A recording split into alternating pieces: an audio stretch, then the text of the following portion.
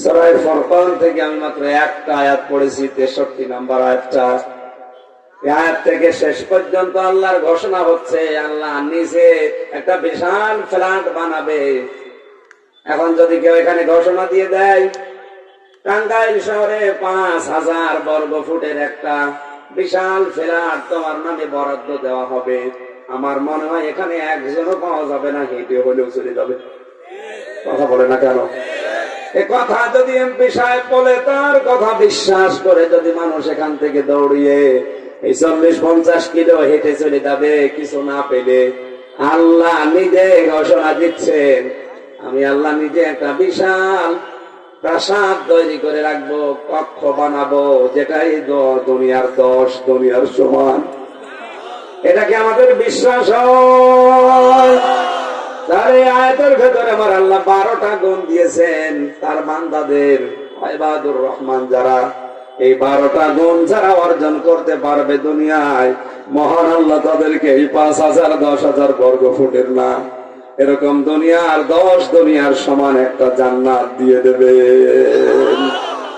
এবার আমরা মিলাবো 12টা গুণ আমাদের আছে কিনা, কারণ আমরাও দাবি করি আল্লাহর বান্দার। রব্বুল আলামিন বলেন, وعباد الرحمن الذين يمشون على الأرض هونا وإذا خاطبهم الجاهلون قالوا سلاما। আল্লাহ বলেন, ইবাদুর রহমান যারা, রহমানের বান্দা যারা, আমি আল্লাহর বান্দা যারা দাবি করে, তাদের প্রথম বৈশিষ্ট্য হচ্ছে ওই মানুষগুলো যখন জমিনে চলাফেরা করে তখন নম্র ভদ্র হয়ে, উগ্র হয় না রহমানের বান্দারা। অথচ দিন দিন বাংলাদেশে উগ্র মানুষ বাড়ছে। এক কথা বলে না, হেঁটে গেলে মনে হয় যে কি হনুরে হনুমান হয়ে গেছে।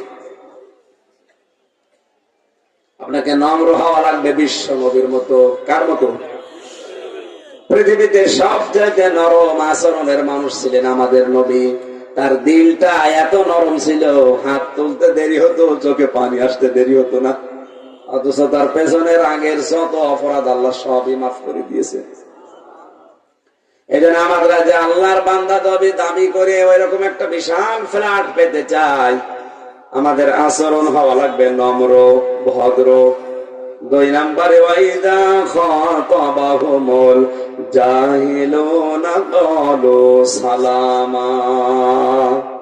জাহেল মূর্খ অজ্ঞরা যখন কোন বিষয়ে তাদের সাথে কথা বলে, তর্ক না করে, ঝগড়াঝাটি না করে বলবে, ভাই ঠিক আছে, আপনি ঠিক।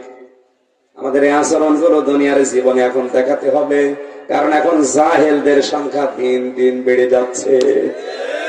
কিচ্ছু জানে না, আন্দাজে তর্ক করে মাসলা নিয়ে, ওর পেটে বোম লাগাবেন, ওর হুসরা এমপি সাহেবের মতো বলতে পারবে না। অথচ ফতোয়া বাজিতে ওস্তাদ। এই দেশে সব চাইতে বেশি বিনা পয়সায় পাওয়া যায় ডাক্তার, এই কথা বলে না, আর ফতোয়া। আপনি যদি পেটে ব্যথা হয়, ডাক্তারের কাছে যাওয়ার আগে যদি চার দোকানে যান, যে দেখবেন অনেকগুলো মানুষ বসে আছে। শুধু আপনি যদি বলতে দেরি করেন যে আমার পেটে ব্যথা, চারিদিক থেকে 8-9টা ডাক্তার হাজির হয়ে যাবে। অথচ একটা বিষয় ওখানে অভিজ্ঞ না। আপনি যদি এমবিবিএস ডাক্তারের কাছে, বিচক্ষণ মানুষের কাছে যান, বলবেন না আগে পরীক্ষা করা লাগবে। যে চার দোকানে বসে ফতোয়া দিল, ওকে মানুষের কেন পেটে ব্যথা হয় তা জানে, আন্দাজে ফতোয়া দেয়। এই জন্য তর্কে জড়াবেন না। এই সময়টা কিন্তু এরকম চলছে। রহমানের বান্দা হতে হলে তর্ক বিতর্ক না করে, ঠিক আছে ভাই আপনি ঠিক, বোঝেন যা বোঝেন। রহমানের বান্দাদের 3 নাম্বার গুণ, ওয়াল্লাযীনা ইয়াবিতুনা লিরাব্বিহিম সুজদাও ওয়া কিয়ামা। আল্লাহ পাক বলেন, এই মানুষগুলো রাতের বেলা সারা রাত ঘুমিয়ে কাটায় না, রাতের কিছু সময় আমি আল্লাহর জন্য সেজদা দিয়ে দাঁড়িয়ে দাঁড়িয়ে কাটাই। এখানে তো 20,000 মানুষ থাকে, সর্বোচ্চ 5 জন মানুষ মনে হয় এরকম পাওয়া যাবে যারা ওই রাতে আল্লাহর জন্য কাঁদে। অথচ এটা রহমানের বান্দা যারা দাবি করবে তাদের এই গুণটা থাকা বাঞ্ছনীয় থাকতেই হবে, নয়তো আপনি জান্নাতের ফ্ল্যাট পাবেন না। এখন থেকে সিদ্ধান্ত নেওয়া যায় না রাতের অংশ কিছুটা সময় হলেও আমি আল্লাহর জন্য বেঁধে রাখবো। ফাইদান ফারাগতা ফানসাব ওয়া ইলা রাব্বিকা ফারগাব। আল্লাহ পাক বলেন, দুনিয়ার ঝামেলা যখন মুক্ত হবেন হে নবী, আপনার রবের দিকে মনোনিবেশ করেন, একটু সময় তাকে দেন। 3টা বছর যেহেতু এক ঘরের ভেতরে ফাঁসির কন্ডেম ছিলাম, আমি নিজে বাস্তবতা দেখেছি। কাজ কাম নেই, শুধু নামাজ কালাম খাওয়া দাওয়া পড়া ছাড়া কাজ নেই। গভীর রজনীতে উঠে, বিশেষ করে 2টা-3টার সময় উঠে কোরআনের আয়াতগুলো তেলাওয়াত করে যদি সত্যি আপনি মন থেকে সেজদায় পড়ে যেতে পারেন, 15-20 মিনিট, আধা ঘন্টা, 1 ঘন্টা করে যদি একটা সেজদা দেন, দুনিয়ায় স্ত্রী ব্যবহার করার চাইতেও বেশি শান্তি পাওয়া যায়। আজকে থেকে আমলটা শুরু করা লাগবে আমাদের। তাহাজ্জুদ পড়া আপনার জন্য ফরজ না, কিন্তু দুনিয়ায় কোন নবী, কোন আল্লাহর ওলি হতে পারে নাই তাহাজ্জুদ নামাজ পড়া ছাড়া। তাহাজ্জুদের ভেতরে মানুষকে আল্লাহ চেহারা নূরানি বানিয়ে দেয়। এখানে যারা পড়ে ওই রকম আপনি তাকান, ও ফ্রেশ ওয়াশ দেওয়া লাগে না, ফেরেন লাভলি লাগে না, এমনিতেই আল্লাহ নূর একটা ঢেলে দিয়েছে। আল্লাহ রাব্বুল আলামিন বলেন, হে নবী, এই সময়টা আমার জন্য একটু বরাদ্দ করেন। রহমানের বান্দা যারা দাবি করবে তাদেরকেও বলেন তারা যেন আমি আল্লাহর জন্য কিছু সময় দাঁড়িয়ে থাকে। সেজদাটা যখন দেবেন একটু লম্বা করে দেবেন। ওয়াল্লাযীনা ইয়াকুলুনা রাব্বানা সরিফ আন্না আযাবা জাহান্নাম। রহমানের বান্দা যারা, তাদের আরেকটা গুণ, তারা জাহান্নাম থেকে আল্লাহর কাছে পানা চায়। কি থেকে? আরো জোরে। হ্যাঁ, এখানে শিক্ষা আছে, বসে।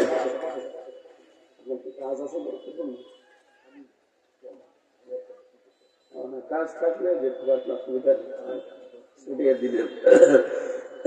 আমার গলায় খুব বেশি সাপোর্ট করছে না মাইকটা।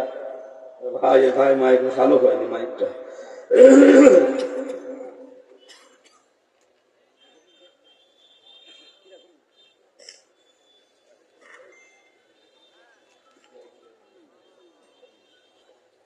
সুবহানাল্লাহ আলহামদুলিল্লাহ লা ইলাহা ইল্লাল্লাহ। সুবহানাল্লাহ আলহামদুলিল্লাহ লা ইলাহা ইল্লাল্লাহ। লা ইলাহা ইল্লাল্লাহ মুহাম্মাদুর রাসূলুল্লাহ। আল্লাহ পাক বলেন, জাহান্নাম থেকে মুক্তি চাবে, পানা চাবে আল্লাহর কাছে রহমানের বান্দারা। কেন জানো? কেন এমন জাহান্নাম আমি বানিয়েছি, হে নবী, কোনদিনের শাস্তির কল্পনাও কোন মানুষের হৃদয়ে জাগ্রত হয়নি। কল্পনার জগতে আসা সম্ভব না জাহান্নামের যে আযাব। খালি জাহান্নাম নামই শুনেছি, গরম পানি আর আপনার শরীরের পুজ রক্তগুলো একসাথে মিশিয়ে যখন ফেরেশতারা ঠোঁটের কাছে আসবে, হাদিস শরীফ প্রমাণ করেছে মানুষের ঠোঁটের গোশত গুলো ঝুলে ঝুলে পড়বে তাপে, খেতে চাইবে না। জোর করে যখন খাওয়াবে, পেটের ভেতরে যাওয়ার সঙ্গে সঙ্গে নাড়ি ভুড়ি গুলো সব পায়খানা রাস্তা দিয়ে বের হয়ে যাবে।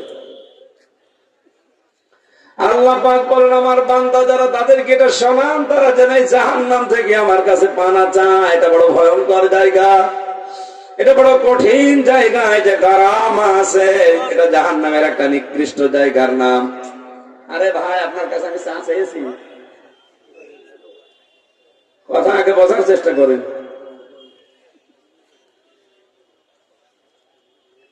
নবীজি মসজিদে নববীতে বসেছিলেন, হঠাৎ তিনি কেঁপে উঠলেন। সাহাবীরা বলে, হুজুর কি হয়েছে? নবীজি বলেন, 70 বছর আগে একটা পাথর জাহান্নামের উপর থেকে ফেলে দিয়েছিল, এই মাত্র জাহান্নামের তলদেশে গিয়ে পৌঁছেছে। একটু আওয়াজ হয়েছে, জিবরাইল আমার কানে এসে বলেছে, এই জন্য আমি লাফিয়ে উঠলাম। বাংলার মুসলমানেরা কি জায়গা আপনি টের পাচ্ছেন?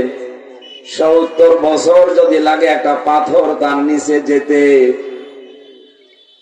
হামজারে ফেলে দিলে কত বছর লাগবে বলে? নবীজি পাথরের কথা বললেন, তোলার কথা বলেননি। 5 তলা বিল্ডিং এর উপর থেকে কেউ যদি তোলা ফেলে দেয়, 1 মন পাথর ফেলে দেয়, নিচে পড়বে আগে কোনটা? বলেন না কেন? যার ওজন বেশি আছে এটা আগে পড়ার কথা। মানুষের চাইতে পাথরের ওজন বেশি। আল্লাহর নবী উদাহরণ হিসাবে কি সেট করলেন জিবরাইলের কাছে শুনে, যে পাথর পড়তে যদি এত সময় লাগে, আমি মানুষ, আমি পড়ে গেলে কত সময় লাগবে।